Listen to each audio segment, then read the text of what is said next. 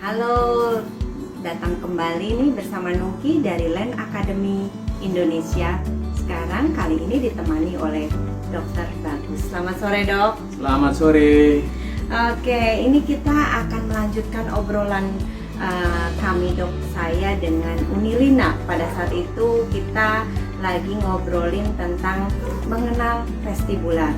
Nah, ternyata banyak pertanyaan nih dari ibu-ibu, calon ibu. Nah, di sini itu kan saya ingin meningkatkan pengetahuan di masyarakat nih, Dok, terutama para calon ibu atau orang tua agar sejak remaja menyiapkan reproduksi yang melahirkan generasi siap cerdas.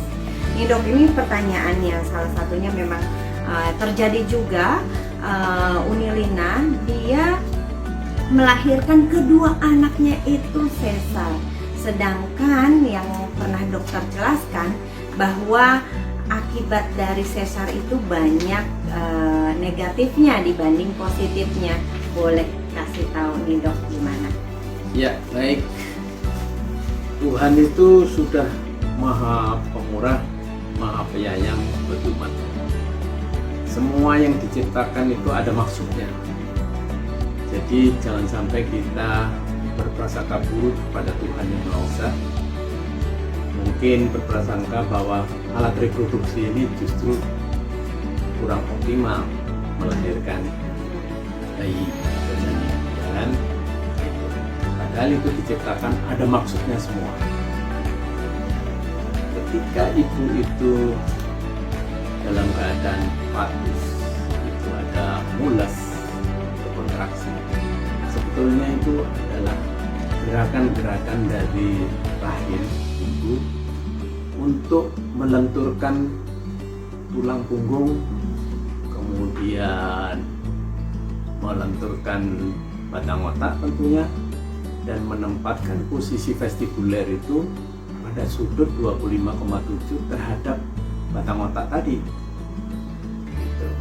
Sehingga vestibuler ini bagaimana caranya nanti ketika lahir sudah siap untuk menghadapi atau menyesuaikan diri dengan gravitasi, sekaligus juga bagaimana cara melawan gravitasi bumi. Oke, Dok, ada nggak sih, Dok, filosofinya bahwa kelahiran normal itu yang terbaik, Dok? Oke, bahwa filosofinya ada sebetulnya, dan ini secara tidak langsung Hippocrates juga menyarankan kepada profesi kedokteran bahwa lakukanlah tindakan yang proporsional sesuai dengan profesionalisme seorang dokter. Oleh karena itu, kita menolong kelahiran jangan ada kepentingan-kepentingan yang lain, tapi yang kita butuhkan adalah kepentingan yang terbaik buat janin. Ya. Dan ini pun di dalam agama apapun selalu menyerukan lahir normal, kecuali ada indikasi medis yang tidak memungkinkan untuk lahir normal. Di dalam Katolik pun disebut di Mazmur 139, ya kan? Jadi aku bersyukur kepadamu oleh karena kejadianku dahsyat dan ajaibnya yang kau buat, dan jiwaku benar-benar menyadarinya. Itu di Mazmur, ya kan?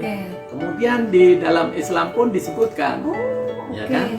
Hadis Bukhari Muslim, ya kan? Itu juga mengatakan sesungguhnya tiap kalian dikumpulkan ciptaannya dalam rahim ibunya selama 40 hari berupa nutfah, kemudian 40 hari lagi berupa alaqah, ya, darah, kemudian 40 hari lagi berupa daging. Artinya itu 120 hari. Dan setelah itu akan ditiupkan ruh dan ditetapkan 4 perkara. Ya, 4 perkara artinya dicatatkan oleh Allah 4 perkara. tanggal lahirnya, waktu lahirnya, Mhm. kemudian jodohnya, kemudian rezekinya, dan kemudian matinya. Matinya apa? Itu semua harus ngikutin kehendak Tuhan. Ya, jangan sampai misalnya contohnya memilih tanggal cantik. Nah, nanti kita akan jelaskan itu kenapa harus demikian. Hebat sekali ya dok, ternyata di Alkitab maupun hadis itu dijelaskan bahwa lahir normal itu lebih baik. Nah dok, bagaimana nih dok kalau ternyata diharuskan sesar? Apakah memang ada akibatnya dan bagaimana penanganannya nih dok? Baik, sesar itu harus diambil keputusannya setelah semua upaya sudah tidak memungkinkan. Baru itu dilakukan sesar. Dan sesar ini karena mengandung konsekuensi yang besar, maka itu harus ada informed consent. Informed consent itu kesepakatan antara yang dilayani dan yang melayani. Karena ini menyangkut hukum. Di kemudian hari kalau anaknya menjadi yang tidak on track dalam perkembangan sosialnya, itu akan dapat dipertanggungjawabkan secara bersama. Jadi tidak boleh diputuskan sepihak. Dan ini kalau di negara-negara Eropa sangat ketat sekali. Ada rangkap sampai 7 ya untuk pengadilan, untuk ini Untuk melakukan sesar untuk dok. melakukan sesar. Makanya dokter-dokter di sana itu sangat anti melakukan sesar. Padahal di sini Kalau di dikit-dikit kita- sesar. Kalau di kita bisa dipesan tanggal cantik dan sebagainya. Ya biar satu satu tanggal sama orang tuanya dok, biar pas ultah nih sama-sama biasanya, atau misalkan pengen wetonnya yang bagus nih jangan sampai hari Selasa, biasanya seperti itu dok. Iya, jadi efeknya tadi kalau vestibuler, visceroseptik dan taktil tidak matang, maka tidak akan bisa membentuk apa yang disebut rasa sendi atau proprioseptik. Nah, proprioseptik ini identik dengan pemantik keunikan. Jadi kalau anak itu proprioseptiknya tidak terbentuk, maka anak itu tidak akan unik. Nah, untuk menilai itu pasti tahulah yang menghitung Feng Shui. Sering teman-teman yang ahli Feng Shui kepada anak-anak sesat sulit menghitungnya. Karena memang tidak tepat dan waktunya, gitu kan. Yang tahu tepat waktunya dia lahir hanya Tuhan.